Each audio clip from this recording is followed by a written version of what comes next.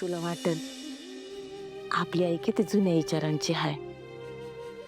पोरीचं लग्न झालं, आता मूल झालं का ती मोकळी.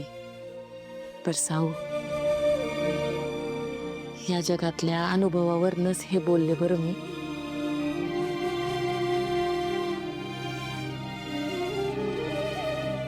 आपल्या जयंतीकडेच बघ. गरिबीत मूल वाढीस लागणार नाही म्हणून राहिलं तर राहिलंच ग.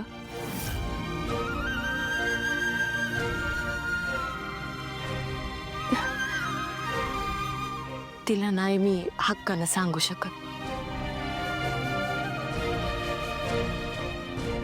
पण तुला सांगू शकते ना साऊ, एक मूल झालं ना का आपलं आयुष्यच बदलून जातं बघ.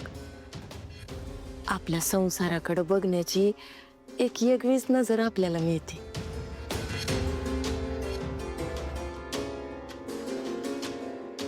तुझ्या सासूबाई तिलोत्तमा मॅडम वरवर दिसायलाही कडक आहेत, पण मनानं लई चांगलं आहे ग.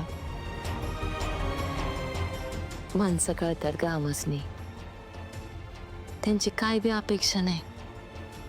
त्यांना फक्त एवढं वाटतं का लवकरात लवकर या घरात पाळणा हलावा.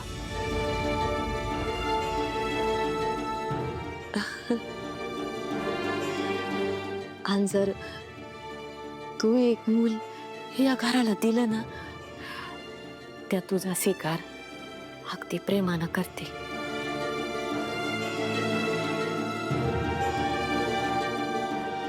आई, मला सांग, तिलोत्तमा मॅडमने मला मूल झालं तर स्वीकारलं हे योग्य आहे की मला मूल होण्याआधी मी जशी आहे तशी स्वीकारलं हे योग्य आहे?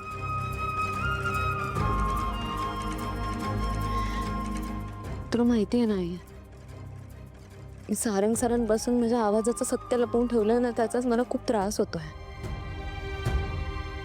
खूप केलंय त्यांनी आपल्यासाठी. नेहमी काळजी करतात माझी, नेहमी पाठीशी उभे राहतात. हे सगळं असताना मी त्यांना अंधारात ठेवून या नात्याची नव्याने सुरुवात नाही करू शकत. मला ना त्रास होतोय आई. मी त्यांना खोटं बोलते, त्यांच्यापासून ह्या गोष्टी लपवून ठेवते, या गोष्टीचा त्रास होतोय. आई, तू नको काळजी करू.